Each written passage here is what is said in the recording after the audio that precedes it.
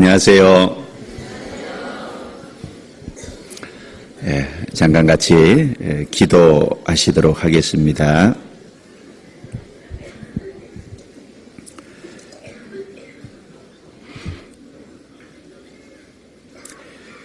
은혜로우시고 자비로우시며 인자와 진실이 풍성하신 우리 아버지 하나님, 우리의 영혼을 사망에서 생명으로, 어두움에서 빛으로, 사탄의 권세에서 건져서 하나님 나라의 귀한 백성으로 삼아주심을 진심으로 감사를 드립니다.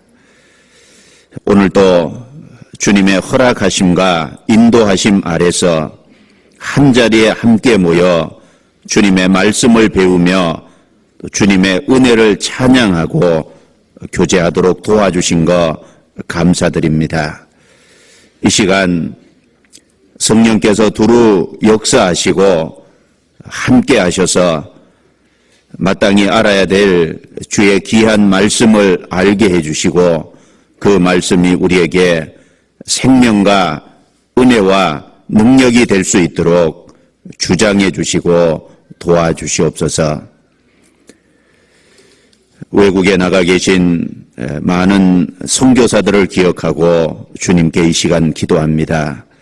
주님께서 각 사람과 함께 하셔서 이 마지막 때 더욱 담대하게 복음을 증거할 수 있도록 그들을 주관하시고 영육 가운데 필요한 모든 것을 채워주셔서 복음을 전하는데 부족함이 없도록 도와주시옵소서. 또 우리와 함께 동일한 믿음을 소유하고 있는 전 세계에 있는 많은 형제 자매들 기억해 주시고 일일이 함께 해 주시고 필요하신 은혜로 채워 주시옵소서.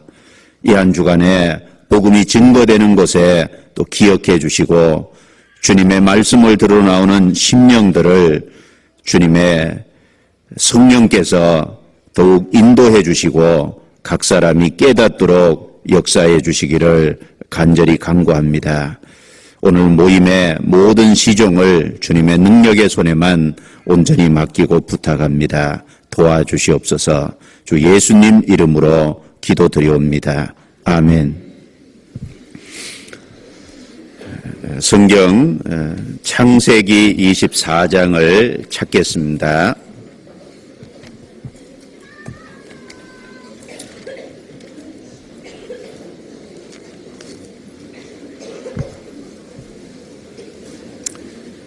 구약 성경 창세기 24장입니다.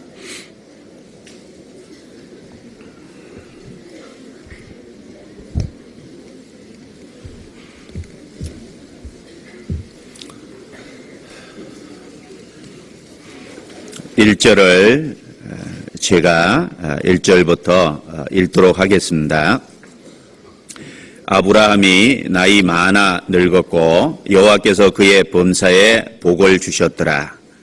아브라함이 자기 집 모든 소유를 맡은 늙은 종에게 이르되 청컨대 내 손을 내 한도뼈 밑에 넣으라. 내가 너로 하늘의 하나님 땅의 하나님이신 여호와를 가르쳐 맹세하게 하노니 너는 나의 거하는 이 지방 가나안 족속의 딸 중에서 내 아들을 위하여 아내를 택하지 말고 내 고향 내 족속에게로 가서 내 아들 이삭을 위하여 아내를 택하라. 10절입니다. 이에 종이 그 주인의 약대 중 10피를 취하고 떠났는데 곧 그 주인의 모든 좋은 것을 가지고 떠나 메소보다미아로 가서 나홀의 성에 이르러 그 약대를 성 밖 우물 곁에 굴렸으니 저녁때라. 여인들이 물을 길러 나올 때이었더라. 그가 가로되 우리 주인 아브라함의 하나님 여호와여 원컨대 오늘날 나로 순적히 만나게 하사 나의 주인 아브라함에게 은혜를 베푸시옵소서. 성중 사람의 딸들이 물 길러 나오게 싸우니 내가 우물 곁에 섰다가 한 소녀에게 이르기를 청컨대 너는 물 항아리를 기울여 나로 마시게 하라 하리니 그의 대답이 마시라. 내가 당신의 약대에게도 마시우리라 하면 그는 주께서 주의 종 이삭을 위하여 정하신 자라. 이로 인하여 주께서 나의 주인에게 은혜 베푸심을 내가 알겠나이다.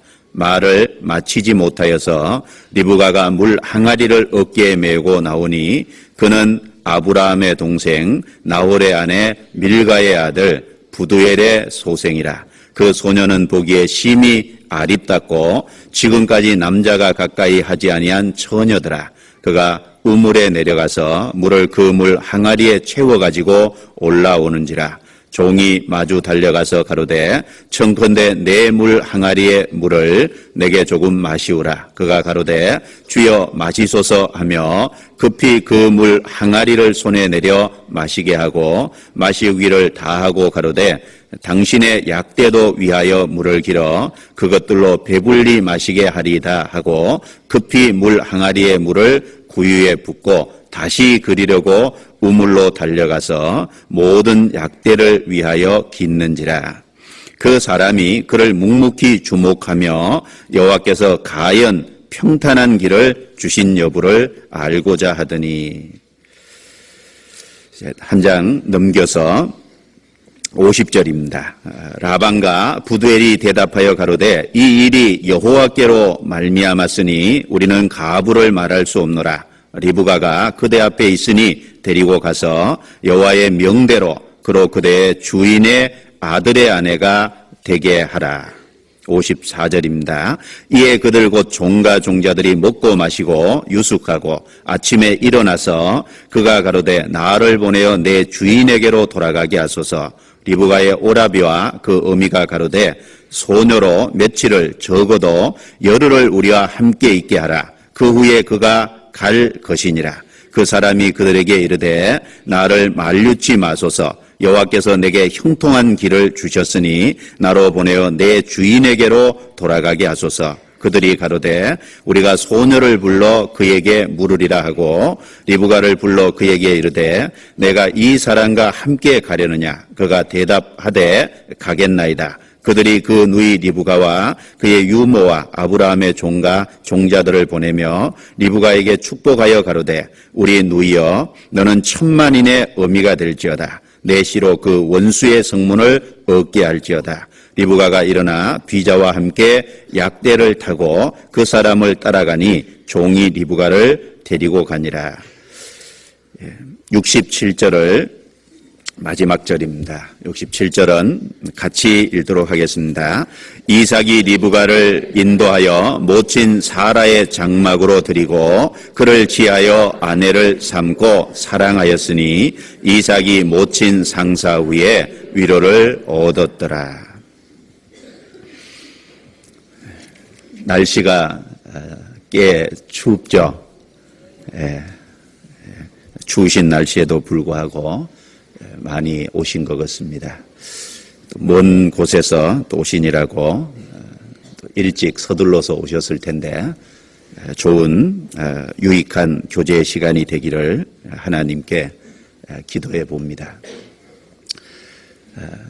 오늘은 읽은 내용 속에 리브가의 삶을 통해서 주시는 하나님의 말씀에 대해서 말씀을 드려보도록 하겠습니다. 성경에 아브라함은 성부 하나님의 그림자 모형으로 나와 있습니다. 그리고 이삭은 성자 예수님의 모형으로 나와 있습니다. 그리고 그 이삭의 아내가 된 리브가는 성도와 교회의 모형이다. 그렇게 교훈을 받을 수 있을 겁니다.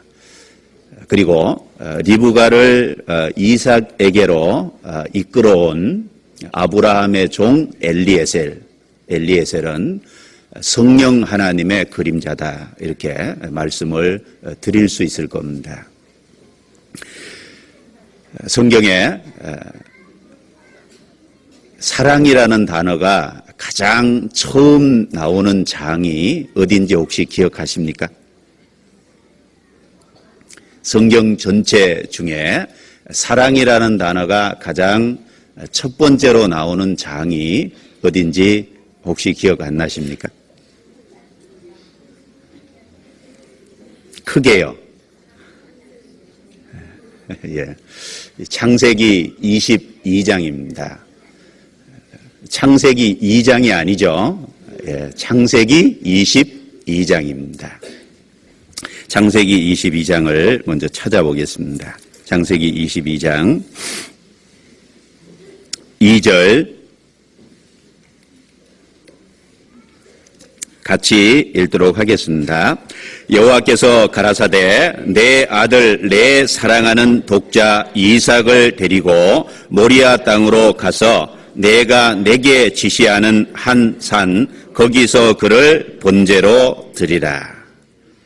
사랑이라는 단어가 최초로 나오는 것이 창세기 22장이고 그 사랑이라는 단어를 표현할 때 아브라함에게 내 사랑하는 독자 이삭 이렇게 표현을 하고 있습니다. 성경에 최초로 어떤 단어가 사용되었을 때 그 단어의 의미가 성경 전체적인 의미라는 뜻으로 쓰인 것이 많이 있습니다. 거룩이라는 단어는 창세기 2장에 최초로 나옵니다. 하나님이 일곱째 날을 복주사 거룩하게 하셨다. 거룩이라는 단어가 최초로 사용된 것은 창세기 2장입니다. 6일 동안은 하나님이 일하셨죠. 7일째는 쉬셨습니다. 일곱째 날을 거룩하게 하셨다는 것은 일곱째 날은 다른 6일하고 틀린 날이다. 즉 거룩이라는 단어가 구별이라는 단어로 사용이 된 겁니다. 첫째 날, 둘째 날, 셋째 날, 넷째 날, 다섯째 날, 여섯째 날.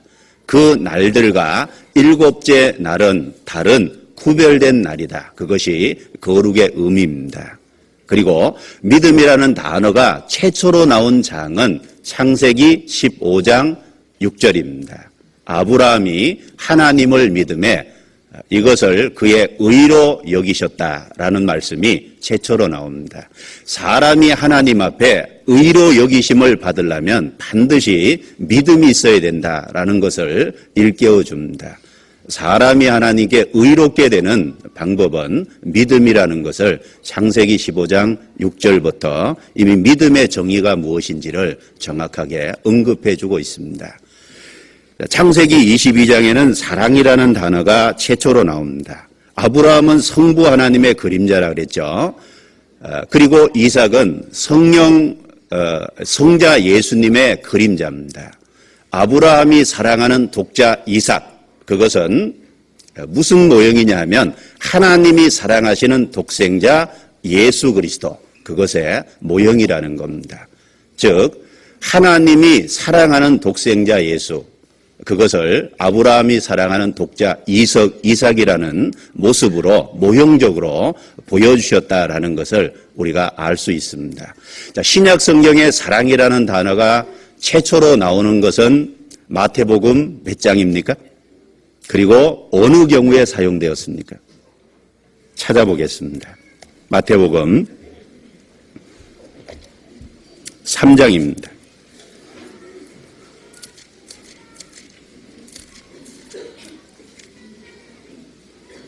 이 마태, 마가, 누가, 요한복음에 사랑이라는 단어를 쓸 때 최초로 언급된 경우는 항상 예수님과 관련된 단어입니다. 마태복음 3장입니다. 17절에 같이 읽어보겠습니다. 하늘로서 소리가 있어 말씀하시되 이는 내 사랑하는 아들이요 내 기뻐하는 자라 하시니라. 예수님께서 요단강에서 침례를 받고 올라오실 때 하늘이 열리고 성령이 비둘기같이 임하셨습니다. 하늘에서 음성이 있었죠. 이는 내 사랑하는 아들이요. 바로 하나님의 사랑하시는 독생자 예수 그리스도, 거기에 사랑이라는 단어가 처음으로 사용되고 있습니다. 마가복음도 보겠습니다. 마가복음 1장입니다. 마가복음 1장. 의미가 있기 때문에 찾습니다. 마가복음 1장 11절입니다. 11절.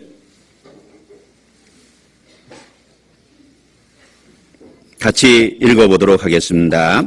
하늘로서 소리가 나기를 너는 내 사랑하는 아들이라 내가 너를 기뻐하노라 하시니라. 역시 침례를 받고 올라오시는 하늘에서 음성을 내신 그 내용의 사랑이라는 단어가 여기서 최초로 사용되고 있습니다. 누가복음을 찾겠습니다. 누가복음 2장.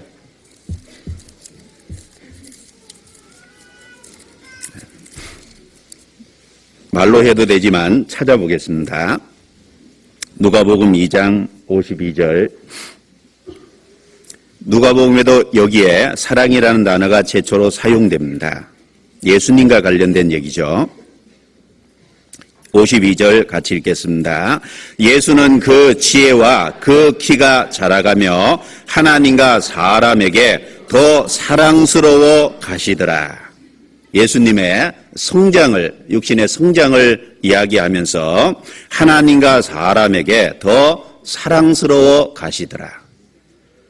요한복음은 사랑이라는 단어가 어디에 최초로 나올까요? 요한복음 그 유명한 3장 16절입니다. 찾아보겠습니다. 예.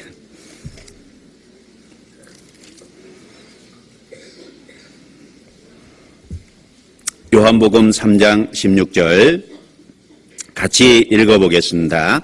하나님이 세상을 이처럼 사랑하사 독생자를 주셨으니 이는 저를 믿는 자마다 멸망치 않고 영생을 얻게 하려 하심이니라.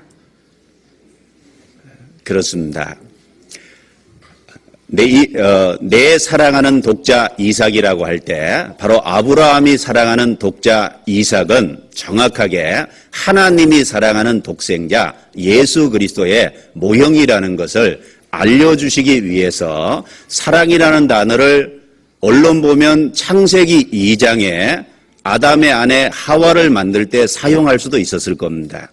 그러나 거기 사용한 게 아니라 창세기 22장에 불어 처음 사용을 하셨습니다. 의도적인 거죠. 그리고 마태, 마가, 누가복음을 이야기할 때 사랑이라는 단어가 항상 최초로 예수 그리스도, 바로 하나님이 사랑하는 독생자 예수 그리스도에게 관련돼서 사랑이라는 단어를 쓰고 있습니다. 그리고 요한복음에 와서는 바로 그 사랑하는 독생자 예수 그리스도를 세상을 사랑해서 내어주셨다라는 걸 우리에게 선언하고 있는 겁니다. 바로 성경에서 이야기하는 사랑은 하나님이 사랑하는 독생자 예수 그리스도, 그리고 바로 그 독생자 예수 그리스도를 인간을 구원하기 위해서 내어주신 그 희생을 성경에 사랑이다라고 우리가 정의되어 있는 것을 볼 수 있습니다. 사랑은 감정적인 것이 아니죠. 죽기까지, 사람을 건지기 위해서 자기 목숨을 내어주신 죽기까지 한 그것을 희생을 사랑이다라고 성경에 말하고 있습니다. 그리고 이삭, 바로 예수 그리스도의 모형인 그 이삭의 아내를 얻는 이삭의 아내 리브가는 바로 성도와 정확한 교회의 모형이 됩니다. 그런데 그 이삭의 아내 리브가를 얻기 위해서 엘리에셀이라는 종을 아브라함이 나이 많은 경우에 나이가 많이 든 상황에서 불러서 이 가나안 민족의 딸들 중에서 아내를 취하지 말고 고향으로 가서 아내를 택하라라고 부탁을 합니다.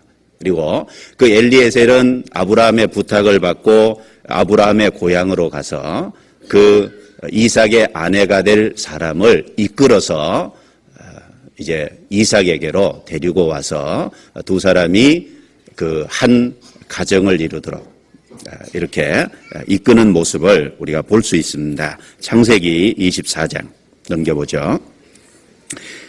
창세기 24장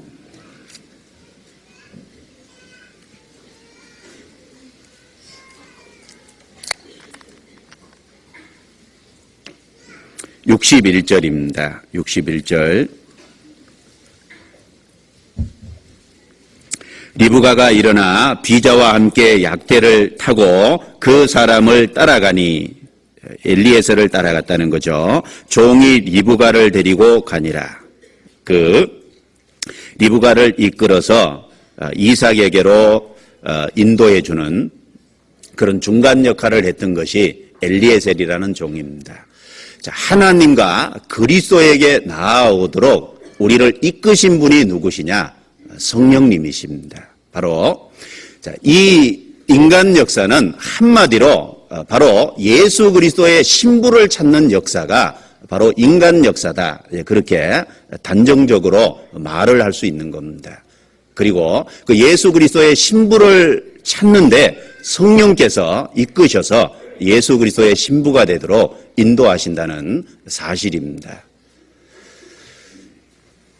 마태복음 21장에 보면 어떤 임금이 자기 아들을 위하여 혼인잔치를 베풀었다라고 하는 그 비유 이야기가 나옵니다. 거기 임금은 하나님을 가리킵니다. 자기 아들은 예수 그리스도를 가리킵니다. 바로 인간 역사는 하나님께서 자기 아들을 위한 신부를 준비하는 것이 인간 역사다라고 명확하게 이야기할 수 있습니다. 그래서 교회는 바로 하나님의 신부입니다. 바로 그리스도의 신부다라고 이야기할 수 있을 겁니다. 호세아서 2장 19절 20절 말씀에 보면 내가 내게 장가들어 영원히 살되 은총과 공변됨과 의와 진실함으로 내게 장가들리니 내가 여호와를 알리라 라고 말씀하셨습니다.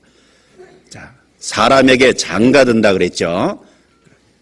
인간 역사는 바로 신부를 구하는 역사입니다. 에베소서 5장에도 보면 창세기 2장을 인용하면서 이러므로 사람이 부모를 떠나 그 아내에게 연합하여 둘이 한 육체가 될지라 이 비밀이 크도다 내가 교회와 그리스도에 대하여 말하노라. 바로 에덴 동산의 아담 하와 그 모습은 바로 교회와 그리스도의 관계를 설명해 주는 내용이라는 겁니다.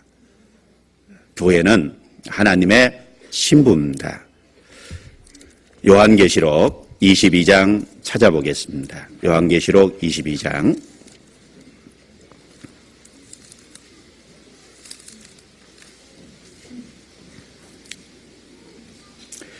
요한계시록 22장 17절입니다. 17절 같이 읽어보도록 하겠습니다. 성령과 신부가 말씀하시기를 오라 하시는도다.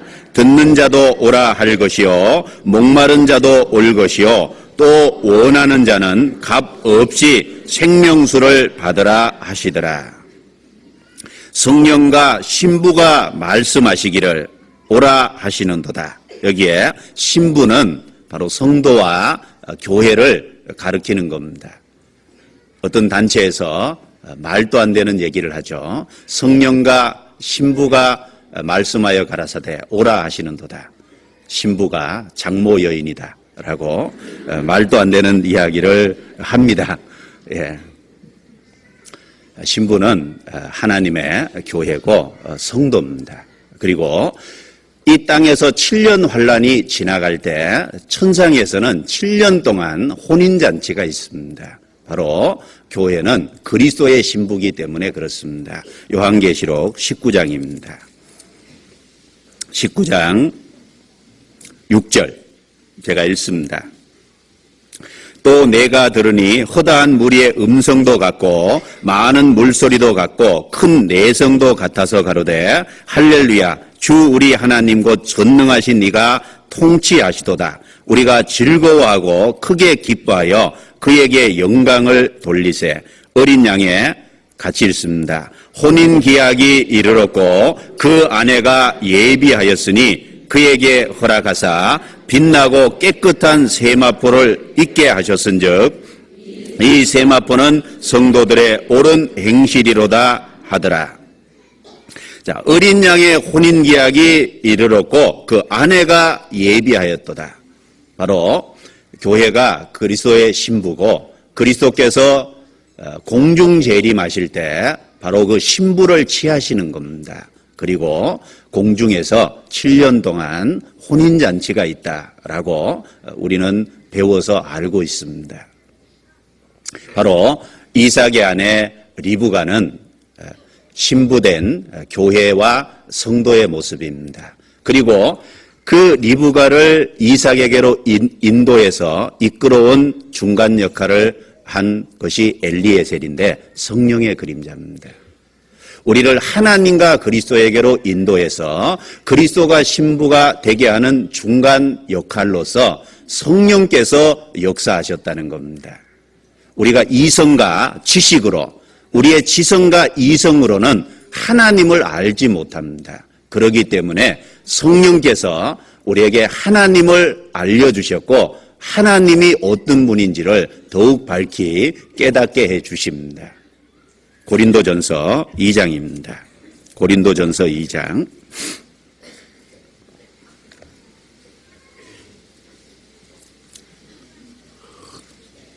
10절 11절입니다. 10절 11절 같이 읽겠습니다.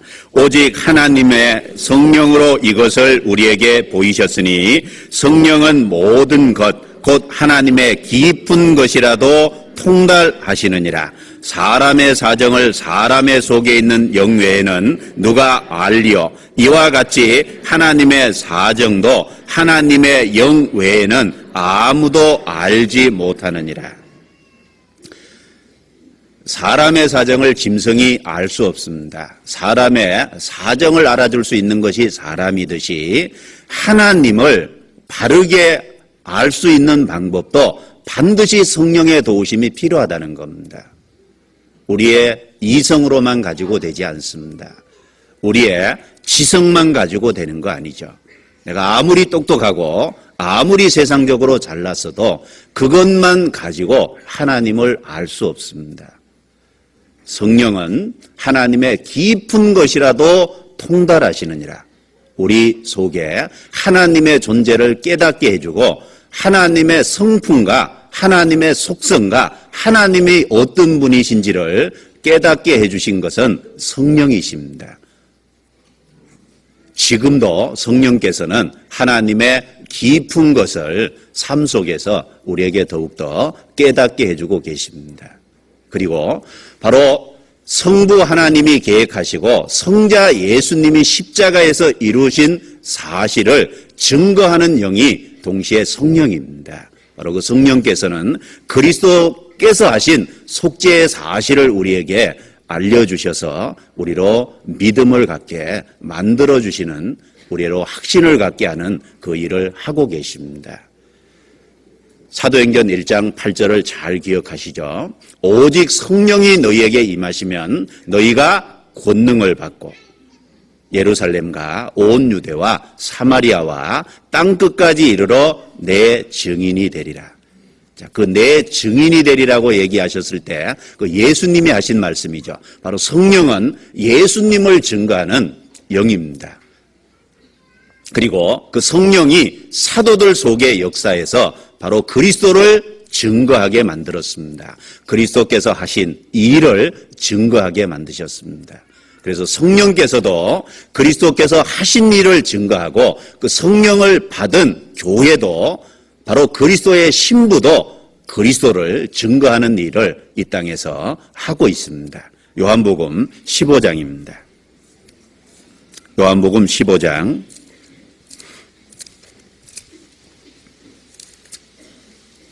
26절 27절입니다.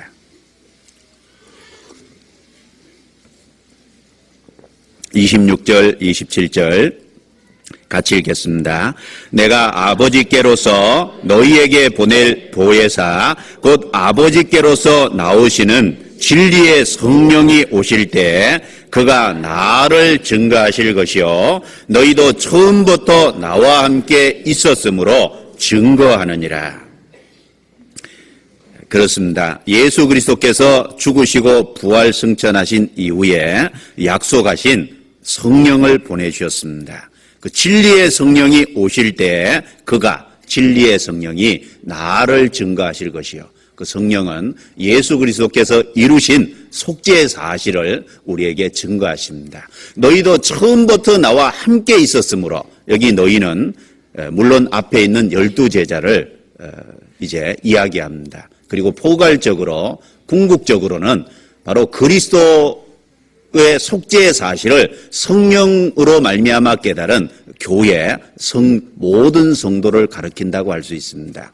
너희도 나와 함께 있었으므로 증거하느니라.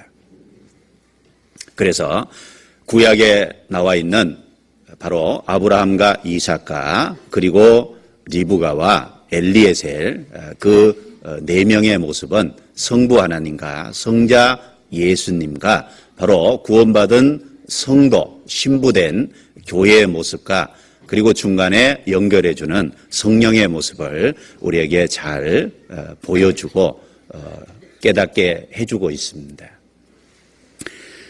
오늘은 그 리브가를 통해서 리브가가 교회와 성도의 모습이기 때문에 그 창세기 24장에 나와 있는 리브가의 행동과 리브가의 삶을 통해서 성도는 어떤 사람이 성도인 것인지를 좀 같이 나눠보도록 하겠습니다. 창세기 24장 몇 가지를 좀 찾아서 말씀드리려고 합니다.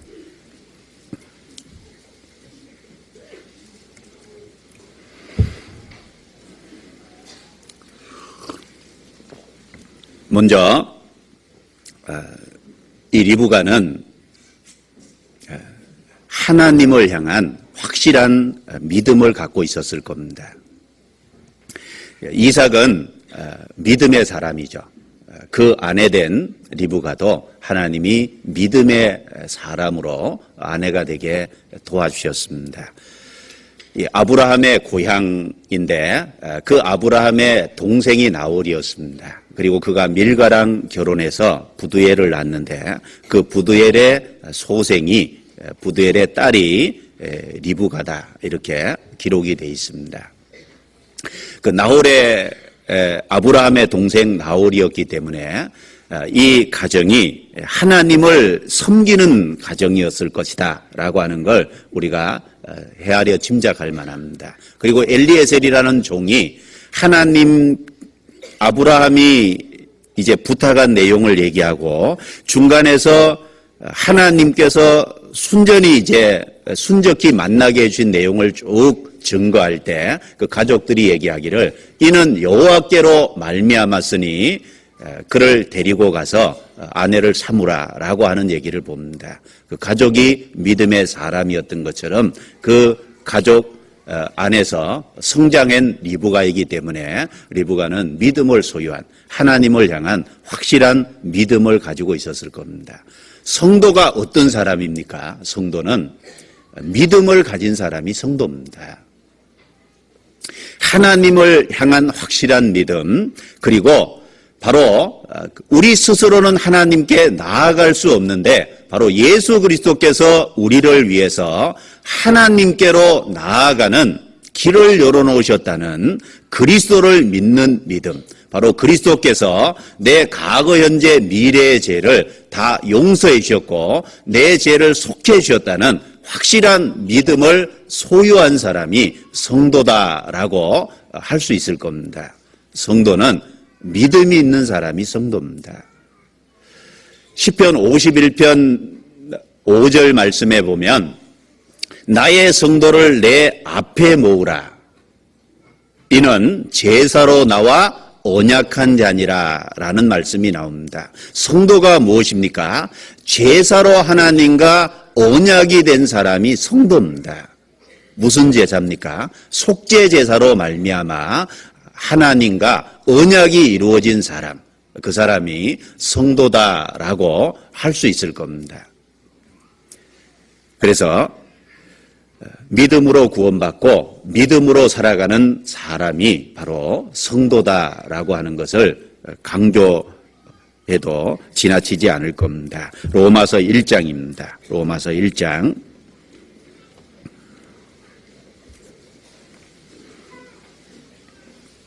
로마서 1장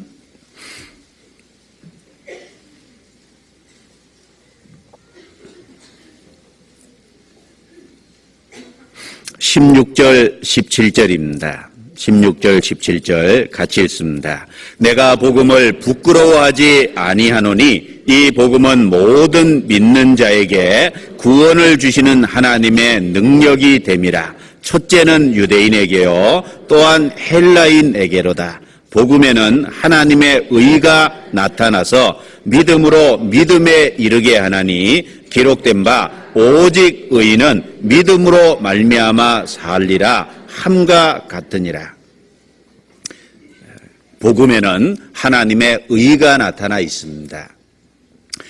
그 복음이라는 것이 예수 그리스도께서 성경대로 죽으시고 예수 그리스도께서 성경대로 부활하셔서 이루신 사실이 복음입니다. 그 복음에는 하나님의 의가 나타나 있습니다.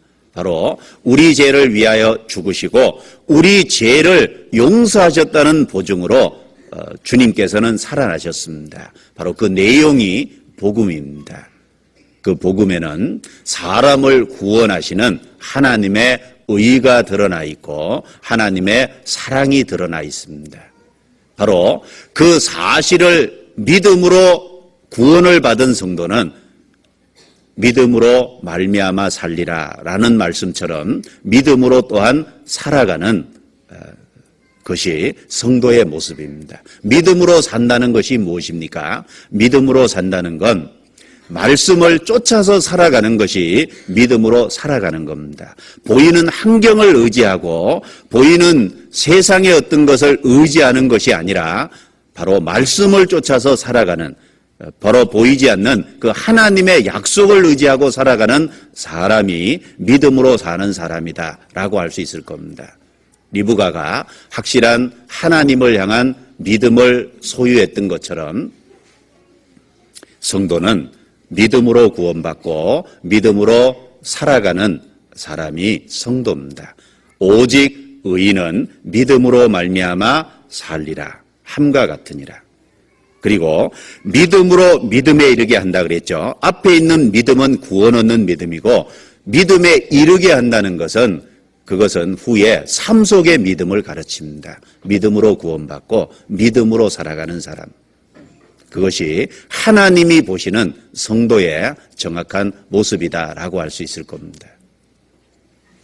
그리고 리브가는 남자를 가까이 하지 아니한 처녀라 그랬습니다. 아까 그런 표현이 나왔죠. 자, 성도가 무엇입니까? 두 번째로 예수 그리스도가 다시 오실 때까지 신앙의 정조를 지키는 사람이 성도입니다. 신앙의 정조를 지키는 그것이 성도의 모습일 겁니다. 고린도후서 11장입니다. 고린도후서 11장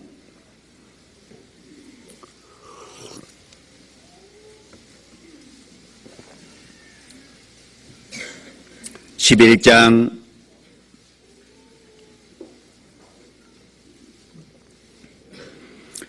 2절과 3절입니다. 2절과 3절을 같이 읽겠습니다. 내가 하나님의 열심으로 너희를 위하여 열심 내노니 내가 너희를 정결한 처녀로 한 남편인 그리스도께 드리려고 중매함이로다. 뱀이 그 관계로 이와를 미혹해 한 것 같이 너희 마음이 그리스도를 향하는 진실함과 깨끗함에서 떠나 부패할까 두려워하노라. 이것은 바울 사도께서 고린도 성도들을 향해서 하신 말씀이죠. 내가 너희를 정결한 처녀로 한 남편인 그리스도께 드리려고 중매함이로다. 성도를 정결한 처녀다 이렇게 표현을 했습니다. 구원을 받은 사람은 그리스도가 다시 오시고 우리가 남편인 그리스도를 만나기 전까지 신앙의 정조를 지켜야 됩니다. 세상을 향해서 가서도 안 되죠. 죄와 타협해서도 안 됩니다. 거짓된 교리, 나쁜 교훈을 받아들여서 영적으로 부패돼도 안 될 겁니다. 주님 오시기까지 자기 자신을 깨끗하게 바로 그리스도의 신부로 신앙의 정조를 지켜야 됩니다. 야고보서 4장 4절에 간음하는 여자들이여 세상과 벗된 것이 하나님의 원수이 된 것을 알지 못하느냐. 이러므로 세상과 벗이 되고자 하는 자는 스스로 하나님과 원수된 것이니라 라는 말씀을 하셨습니다. 이 세상과 벗이 되고 세상을 사랑하고 세상을 좋아하는 모습을 가르쳐서 간음하는 것이다 라고, 영적 간음이다 라고 성경은 분명히 증거하고 있습니다. 생각해 보십시오. 만약에 어떤 성도라고 이름하는 분이, 그 남편이 확실하게 있는데 그 아내가 그 남편을 버리고 부정한 행동을 했다면 세상에 그럴 수가 있냐라고 손가락질을 할 것이 당연할 겁니다. 마찬가지입니다. 구원을 받은 사람은 남편을 모신 분이죠. 바로 그리스도라고 하는 남편을 모신 그리스도의 신부입니다.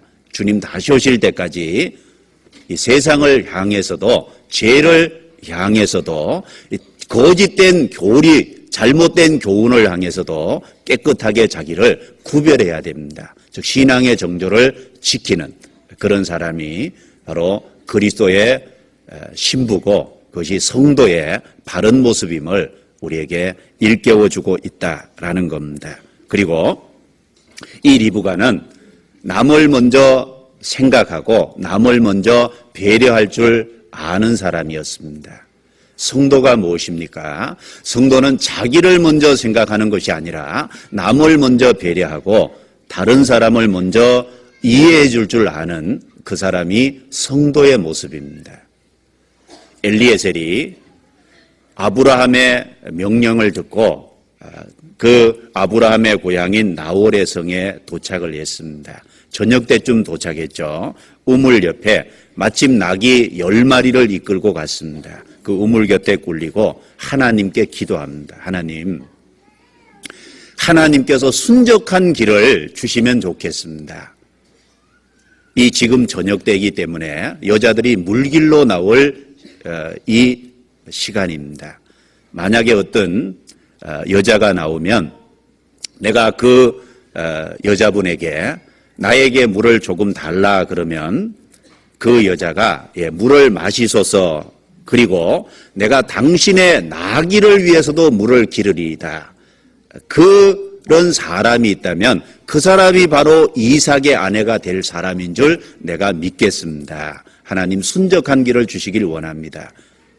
그렇게 기도했습니다. 그런데 그 말이 기도가 끝나자마자 한 여인이 물을 길러 왔습니다. 나에게 물을 마시오라. 그러니까 당장 그 물을 기른 걸 마시소서라고 했죠.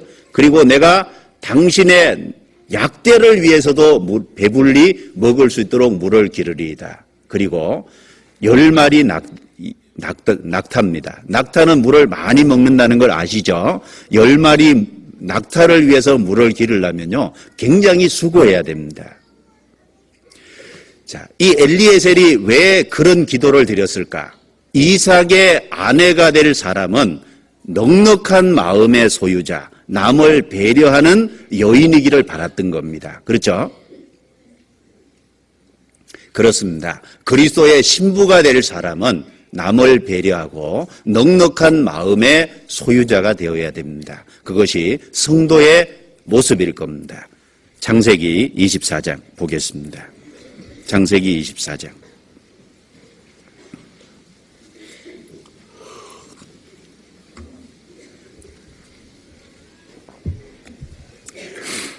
창세기 24장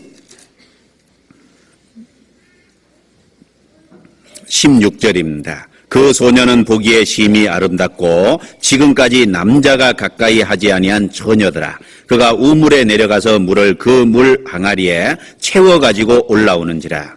이 우물에 내려간다는 표현을 봐서는 아마 그 물을 기르려면 밑으로 내려가야 되는 그 지형적으로 그런 것 같습니다. 그리고 다시 올라오는 종이 마주 달려가서 가로되 청컨대 내 물 항아리의 물을 내게 조금 마시우라. 그가 가로되 주여 마시소서 하며 급히 그 물 항아리를 손에 내려 마시게 하고 마시우기를 다하고 가로되 당신의 약대도 위하여 물을 길어 그것들로 배불리 마시게 하리다 하고 급히 물 항아리에 물을 구유에 붓고 다시 기르려고 우물로 달려가서 모든 약대를 위하여 깃는지라. 이 모습을 보면 리브가의 마음 자체가 씀씀이가 상당히 넓은 마음임을 알 수 있습니다. 한 번도 만나보지 못한 사람입니다. 안면식이 없는 사람이죠. 남모르는 남자가 물을 달라고 부탁을 했습니다. 그런데 기꺼이 주고자 하는 마음이 있었던 겁니다.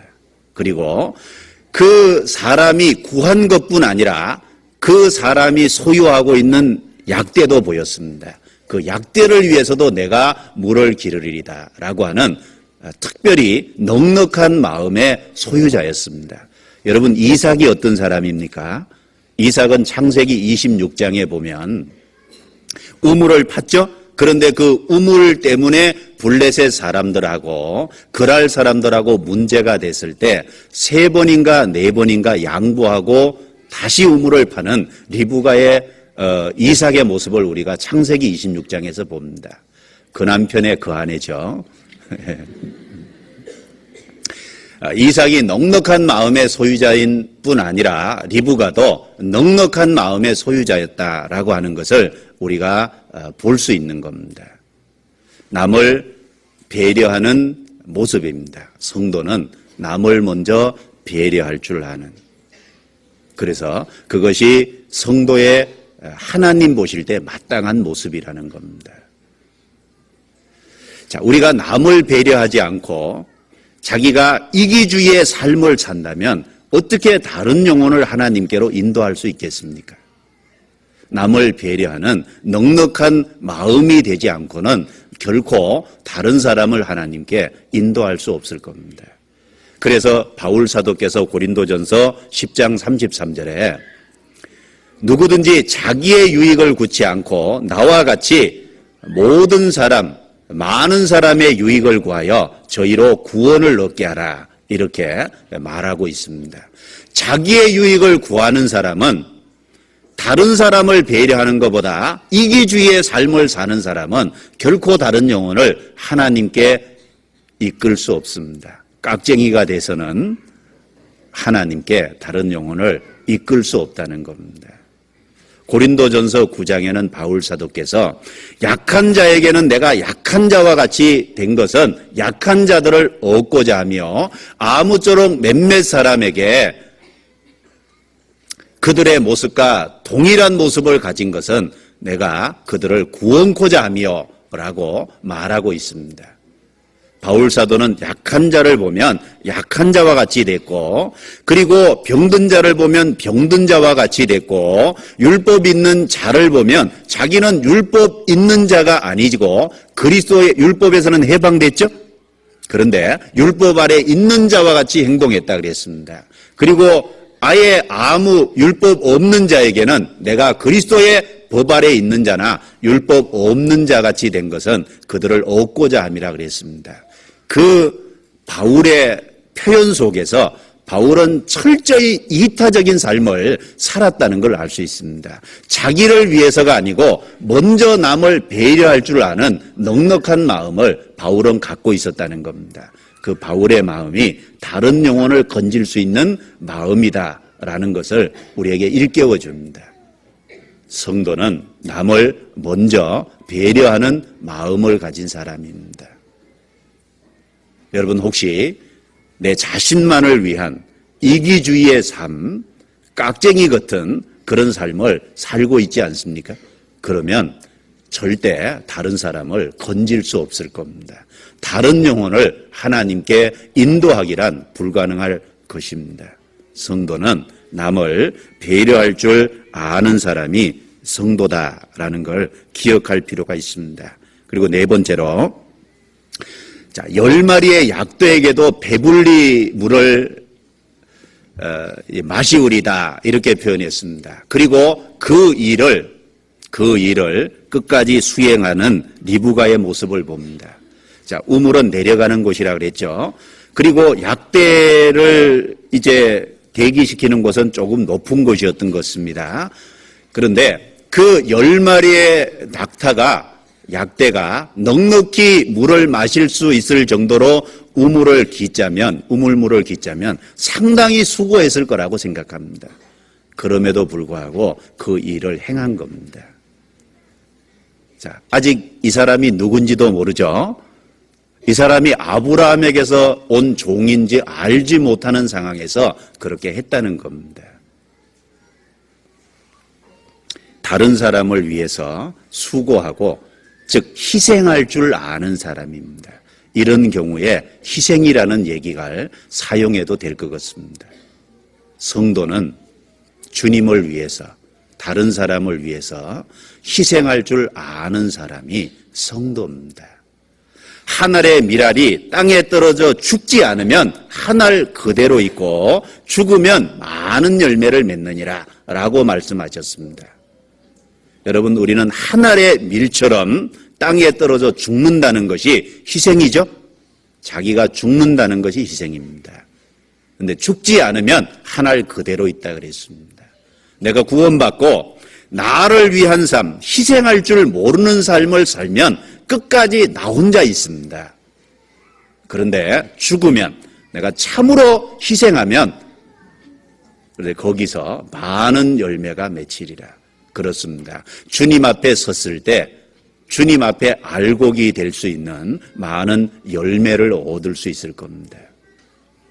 성도는 희생할 줄 아는 사람이 성도입니다. 그리고 성도는 부지런한 사람이 성도다라고 할 수 있습니다. 아마 리브가는 참 부지런했던 사람인 것 같습니다.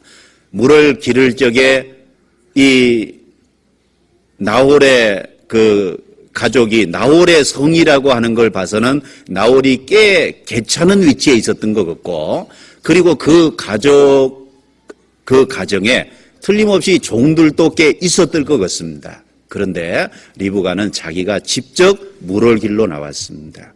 곱게 자란 여인일 텐데, 그런데 자기가 직접 나와서 물을 깃고, 그리고 그 약대를 위해서 틀림없이 힘들고 고생스러울 텐데 급히 내려가서 달려가서 물을 길렀다는 이런 표현을 봐서 성품적으로 아주 부지런한 사람이었던 것 같습니다. 여러분, 게으른 사람은 하나님이 쓰지 않는다 그랬죠. 우리가 인격적으로, 성품적으로 부지런한 것이 습관적으로 길러져 있어야 됩니다. 하나님은 부지런한 사람을 원하십니다. 성도의 바른 모습은 부지런한 사람이라는 겁니다. 로마서 12장입니다. 로마서 12장.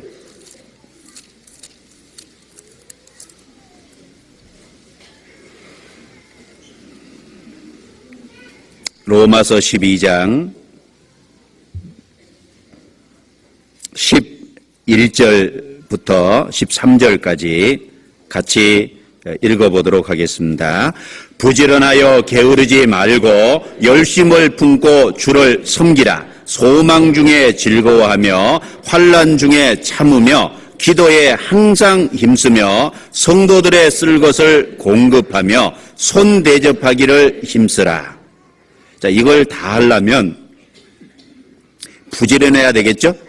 부지런하여 게으르지 말고, 특별히 부지런의 반대말은 게으른 겁니다. 게으르지 말고 부지런하여 열심을 품고, 그리고 동시에 이 부지런할 수 있는 삶의 동기가 있어야 됩니다.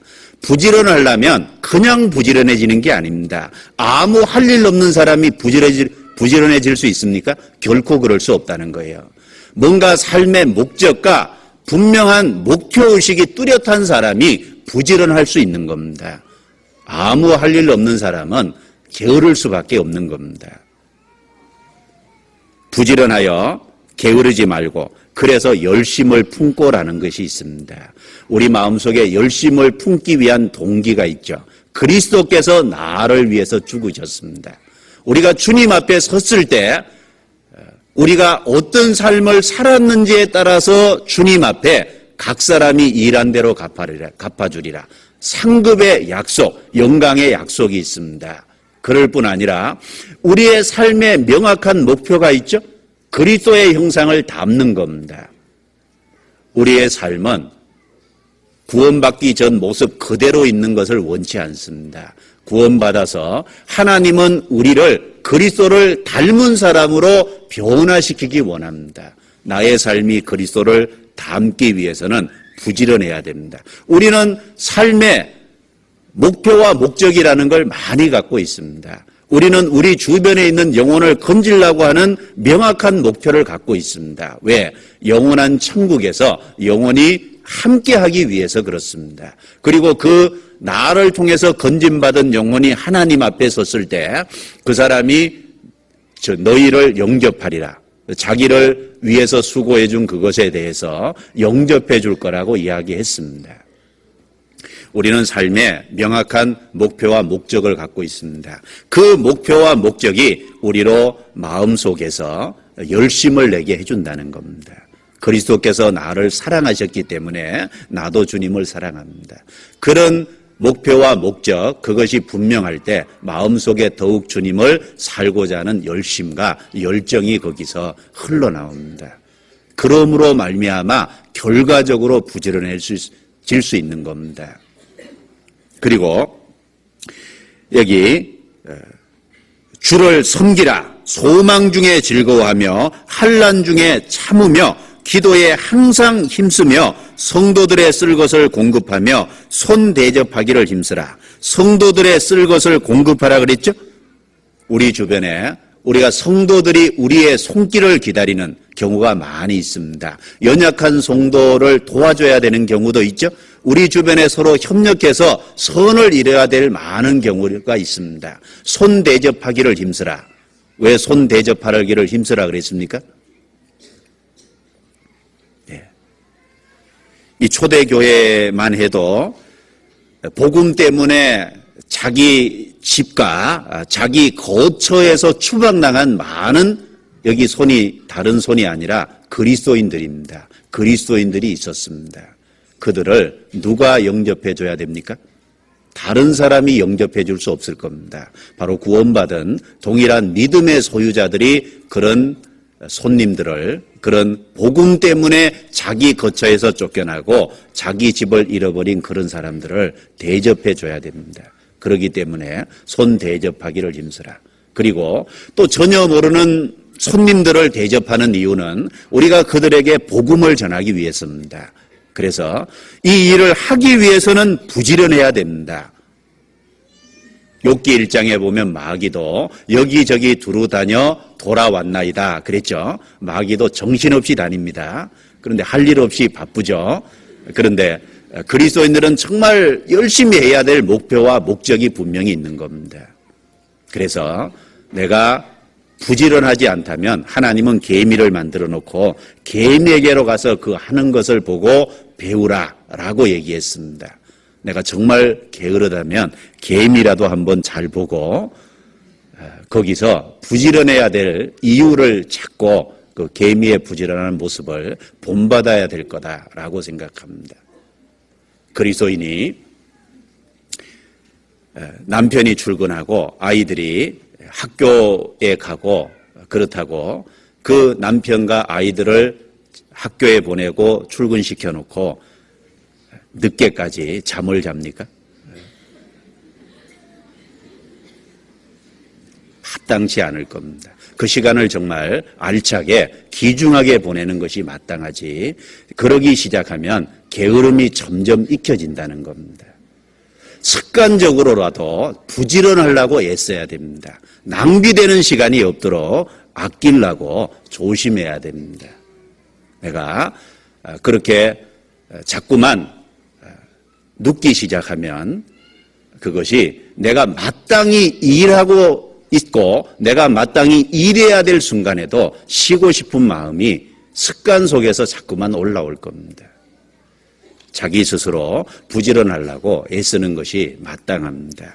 리브가는 이 나홀의 성이라고 이제 일컬어지는 것처럼 좀 넉넉한 환경에 살았음에도 불구하고 여전히 물을 길러 나오고 있었고 자기가 해야 될 책임을 여전히 다하고 있다는 모습을 볼 수 있습니다. 성도가 어떤 사람이냐? 부지런한 사람입니다. 그리고 리브가는 그 엘리에셀이 물 좀 달라고 했을 때 급히 내려가서 물을 길러서 달려가서 또 이 약대를 위해서 물을 길렀다고 되어 있습니다. 성도가 어떤 사람입니까? 주님의 뜻을 선을 행하기에 신속할 줄 아는 사람이 성도의 모습입니다. 주님의 말씀을 순종하기를 신속히 하고 선을 행하는 데 신속한 사람이 바로 그리스도인입니다. 여러분, 어떤 하나님의 뜻이 있는데 내가 하나님 앞에 순종해야 될 문제가 있는데 이리저리 잽니까? 그걸 자꾸만 뜸을 들이고 자꾸만 그 순종하는 것을 늦춰잡고 있습니까? 그러면 결국은 순종하지 못합니다. 죄는 사람은 순종하지 못합니다. 주님의 말씀과 주님의 뜻이라는 것이 분명하면 즉각적으로 순종할 줄 아는 사람, 그 사람이 하나님 보실 때 성도의 정상적인 모습이라는 겁니다. 시편 119편입니다. 시편 119편. 119편 60절입니다.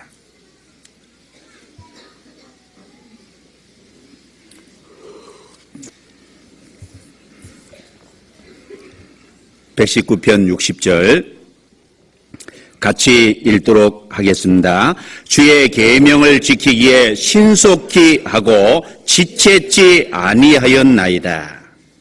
자, 여기 신속히 하고 지체치 아니하였나이다. 그것이 딱 리브가의 모습이었습니다. 그것이 선이라고 판단될 때 그것을 신속하게 할 줄 아는 리브가의 모습을 통해서 성도의 모습이 무엇인지를 우리에게 알려주고 있는 겁니다. 아브라함은 내 사랑하는 독자 이삭을 모리아산에 가서 제물로 드리라 라고 하는 하나님의 말씀을 받았을 때 아침에 일찍이 일어나서 갔다고 돼 있습니다. 며칠 뒤에 간 게 아니죠. 아침에 일찍이 일어나서 바로 출발했다라고 돼 있는 겁니다. 하나님의 말씀을 지키기를 신속히 한 겁니다. 여러분, 우리에게 주신 하나님의 많은 말씀이 있습니다. 그 말씀들을 하나님께서 우리의 마음에 소원을 두고 행하게 하십니다. 그 마음에 주님의 뜻을 순종하고자 하는 소원을 불러일으킬 때, 혹은 주님의 말씀을 들을 때, 주님의 말씀을 내가 읽고 묵상하는 가운데 주님의 뜻이라고 명확하게 판단되고 깨달아졌다면 즉각적으로 순종해야 됩니다. 그 즉각적으로 순종하는 사람에게 또 다른 순종할 것을 주시고 순종할 수 있는 힘을 주십니다. 신속히 하고 지체치 아니하였나이다. 나를 향한 하나님의 뜻이 있는데 지금도 늦춰잡고 있는 거 아닙니까? 지금도 이리저리 마음속에 결단해야 됨에도 불구하고 재고 있는 것이 있다면 합당치 않습니다. 사사기 5장입니다. 사사기 5장.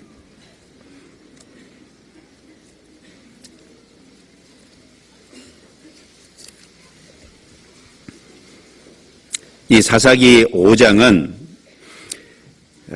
여선지자 드보라 그리고 바락이라는 그 지도자 이 가나안 왕 야빈과 전투하고 난 다음에 승리한 이후에 어떤 그 노래하는 찬송의 내용입니다. 그 중에 여기 경계와 경고를 삼는 것이 있죠. 15절입니다.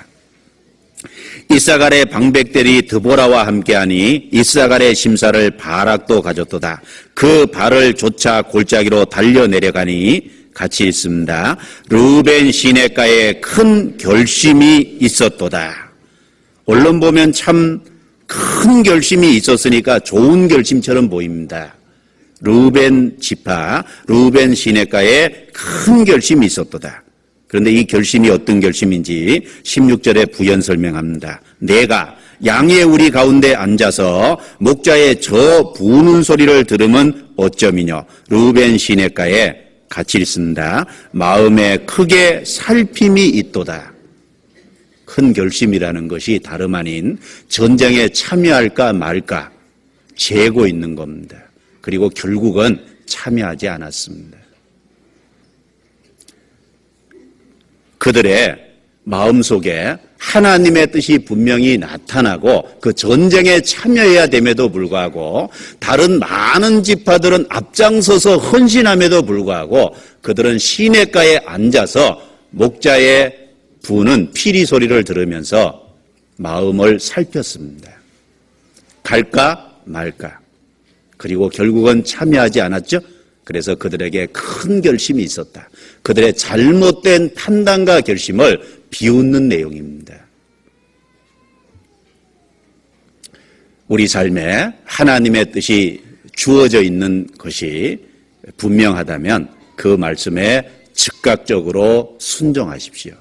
신속히 하고 지체치 아니하였나이다 라는 표현을 기억하고 그 말씀을 기억하고 우리 자신이 그런 사람이 되기를 기도하고 바라야 될 겁니다. 그리고 리브가는 결단의 사람이라는 걸 알 수 있습니다. 자, 하나님의 뜻을 순종하기 위해서 자기 혈육을 가감하게 떠난 겁니다. 자, 이 창세기 24장을 한번 그려보십시오. 엘리에셀이라는 그 아브라함의 종이라는 사람이 와서 쭉 아브라함이 자기에게 부탁한 걸 이야기하고 그리고 하나님께 기도한 내용을 이야기하면서 쭉 설명을 하고 그걸 들었습니다. 그리고 그 다음 날 아침에 엘리에셀이 일어나자마자 리브가를 데려가겠다고 얘기합니다. 전날 만났죠? 그런데 그 다음 날 바로 가겠다고 얘기하는 거예요. 가족들이 생각해도 참 너무나도 어처구니 없었을 겁니다. 그래서 아니 그 소녀로 열흘 정도는 같이 있게 해야지 당장 가자고 하면 어쩌냐. 당신이 어제 왔잖냐. 그런데 지금 가자고 하냐. 이런 얘기입니다. 그런데 엘리에셀은 충실한 종이죠. 지체하는 걸 원치 않습니다. 나로 가게 해 주십시오. 하나님의 뜻입니다. 그리고 하나님이 순적한 길을 만나게 해주셨습니다. 그래서 그 아브라함에게 받은 부탁을 아주 충성스럽게 행하려고 합니다. 그러니까 이 가족들이 우리는 대답할 수 없다. 그 소녀를 불러서 물어보라. 그런데 가겠냐고 하니까 리브가가 담대하게 가겠다고 얘기합니다. 당장 따라 나섰죠? 놀라운 결단입니다. 자, 나이가 이때가 몇 살이었는지 알기 어렵지만 그 가정에서 오랫동안 부모와 함께 했습니다. 그런데 그 하나님의 뜻이 바로 자기가 그 엘리에셀을 따라서 그 이삭의 아내가 되는 것이 하나님의 뜻이라는 걸 발견했을 때 혈육을 떠나서 가감하게 따라 나서려고 하는 결단을 한 겁니다. 결단의 사람이죠. 혈육을 의지하지 않는 모습입니다. 그것이 성도의 모습이라는 겁니다. 성도는 결단할 줄 아는 사람이고 그리고 그 주님의 뜻을 이루기 위해서 혈육을 떠날 수 있는 사람이 바로 혈육을 의지하지 않는 사람이 바로 그리스도인의 모습이라는 겁니다. 아브라함이 그랬습니다. 갈대와 우르에서 너는 너의 본토 친척 아비집을 떠나 내가 내게 지시할 땅으로 가라고 할 때 아브라함은 두말 없이 그 갈대와 우르에서 나와 가나안 땅으로 갔습니다. 그 아브라함도 가감한 사람이었고 결단의 사람이었습니다. 여러분 룻기에 나온 룻은 어땠습니까? 모압 여인이죠. 그 모압 땅은 자기의 그동안 평생 살아온 거처였습니다.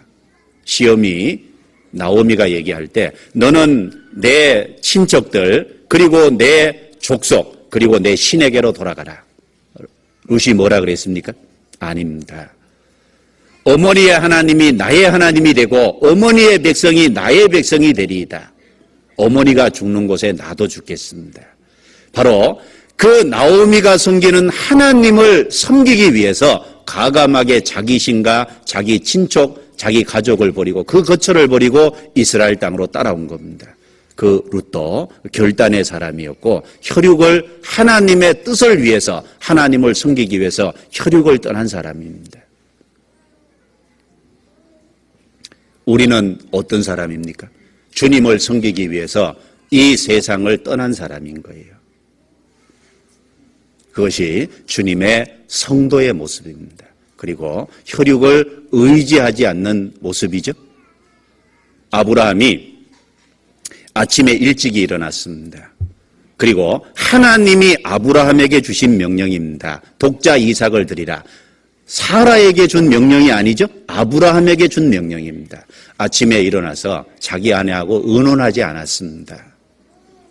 하나님의 말씀을 즉각적으로 순종했죠. 하나님의 뜻이 분명하다면 혈육과 의논할 게 아니라 하나님께 순종하는 것이 마땅하다는 겁니다. 주님의 뜻을 이루기 위해서 혈육을 과감하게 떠나는, 우리는 하나님이 약속하신 영원한 천성을 향해 나아가기 위해서 이 세상을 과감하게 등지고 버린 사람입니다. 주님이 이 세상에 속하지 않은 것처럼 구원받은 사람도 이 세상에 속하지 않았습니다. 혈육을 의지할 게 아니라 주님의 말씀을 쫓아서 주님의 뜻을 이루기 위해서 나아가는 사람이 성도의 모습입니다. 그걸 우리에게 리브가의 모습을 통해서 교훈해주고 가르쳐줍니다. 갈라디아서 1장 6절을 보겠습니다. 갈라디아서 1장 6절.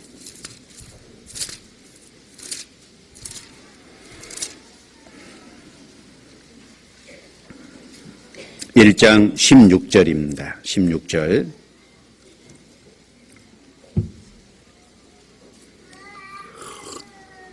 같이 읽겠습니다. 그 아들을 이방에 전하기 위하여 그를 내 속에 나타내시기를 기뻐하실 때에 내가 곧 혈육과 의논하지 아니하고 됐습니다. 하나님께서 바울 사도에게 이제 하나님의 뜻을 알려주셨습니다. 그리고 바울 속에 이방인에게 복음을 전할 사역자로 세웠습니다. 그럴 적에 내가 곧 혈육과 의논하지 않았다라고 표현했습니다. 여기서 말하는 혈육, 이 세상의 그림자입니다. 우리는 이 세상과 상의하고 이 세상과 의논하기 것이 아니라 주님의 뜻을 따르기 위해서 이 세상을 등진 사람의 모습일 겁니다. 인정과 구별된 사람, 인정에서 완전히 초월된 사람이라는 겁니다. 그리스도인은 인정 쫓아가지 않습니다. 말씀을 쫓아가는 사람들입니다. 그리고 그런 리브가였기 때문에 그 리브가는 이삭의 사랑을 받았습니다. 그런 그리스도인이기 때문에 그런 그리스도인은 주님의 사랑을 특별히 받는 사람들입니다. 이사야 시편 45편을 보겠습니다. 시편 45편. 이삭이 리브가를 사랑했다 그랬죠. 그런 것처럼 주님은 자신의 신부를 사랑합니다. 이 시편 45편은 먼저는 솔로몬 이야기를 하고 있습니다. 솔로몬이 왕이고 솔로몬의 왕후가 있죠. 그리고 많은 솔로몬에게는 이제 여인들이 있었습니다. 이 모습이 첫째는 솔로몬과 솔로몬의 여인들의 모습인데 이것이 여기 기록된 이유는 궁극적으로는 그리스도와 그리스도의 신부된 교회를 얘기한다는 겁니다. 그래서 여기에서 말하는 왕은 바로 만왕의 왕 되시고 만주의 주 되신 그리스도를 이야기합니다. 바로 예수 그리스도 아들에 관한 이야기죠. 그리고 10절을 제가 보겠습니다. 딸이여 듣고 생각하고 귀를 기울일지어다. 내 백성과 아비 집을 잊어버릴지어다. 같이 읽겠습니다. 그리하면 왕이 너의 아름다움을 사모하실지라. 저는 너의 주시니 너는 저를 경배할지어다. 딸이여 듣고 생각하고 귀를 기울일지어다. 내 백성과 아비 집을 잊어버릴지어다. 한마디로 참으로 하나님의 자녀가 됐고 거듭난 그리스도인이 됐다면 이 세상을 잊어버려야 됩니다. 눈에 보이는 거, 그리고 육신의 정욕과 안목의 정욕과 이생의 자랑을 쫓아가는 일을 더 이상 계속하면 안 됩니다. 그 일에서 구별돼야 됩니다. 그리하면 그가 너를 사랑하시리라. 바로 리브가가 가감하게 주님의 뜻을 위해서 혈육을 등지고 나왔기 때문에 바로 이삭이 특별히 리브가를 사랑했던 것처럼 구원받은 성도는 주님을 위해서 이 세상을 등진 사람이기 때문에 주님의 사랑을 특별히 받는 모습이다라고 할 수 있습니다. 그래서 이 시편 45편 5절에 보면 제가 읽겠습니다. 왕의 살이 날카로워 왕의 원수의 염통을 뚫으니 만민이 왕의 앞에 엎드러지는도다. 하나님이여 주의 보좌가 영영하며 주의 나라의 홀은 공평한 홀이니이다. 왕이 정의를 사랑하고 악을 미워하시니 그러므로 하나님 곧 왕의 하나님이 즐거움의 기름으로 왕에게 부어 왕의 동료보다 승하게 하셨나이다. 자, 이 구절이 신약 성경에 인용이 되어 있죠. 히브리서 1장을 찾겠습니다. 히브리서 1장. 자, 마지막으로 여기 한 구절 보고 마치겠습니다. 히브리서 1장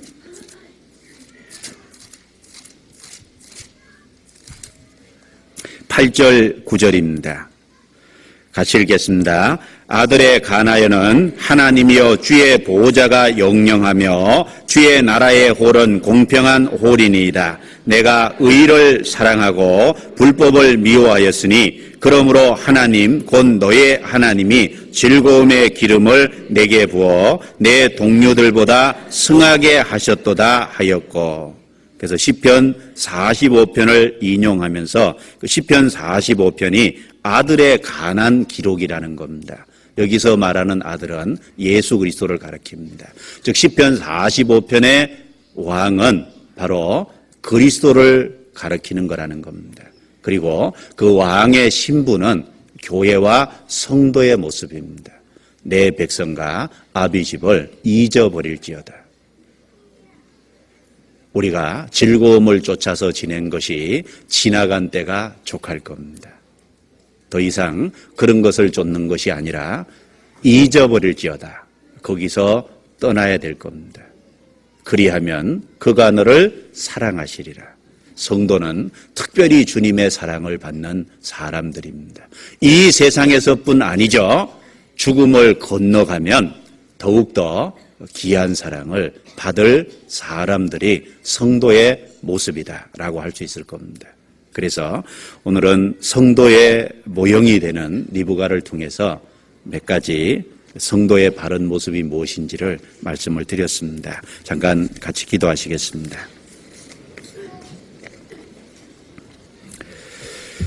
하나님 감사합니다. 리브가의 삶을 통해서 하나님 나라의 백성된 성도와 신부의 모습이 어떻게 되어야 될지를 교훈해 주신 거 감사합니다. 성도로서 주님의 신부로서 이 땅에서 구별된 삶을 살게 해주시고 주님을 섬기며 주님의 일에 헌신된 삶을 살아갈 수 있도록 도와주옵소서. 주님에게 특별히 사랑을 받는 성도, 또 영원히 사랑을 받을 성도의 위치를 더욱더 기억하고 우리의 삶이 바르게 될 수 있도록 인도해 주시고 다스려 주시옵소서. 오늘의 모든 모임도 주님께서 주관해 주시고 모임을 통해서 더욱 힘과 위로를 얻고 돌아갈 수 있도록 도와주옵소서. 주 예수님 이름으로 기도드리옵니다. 아멘.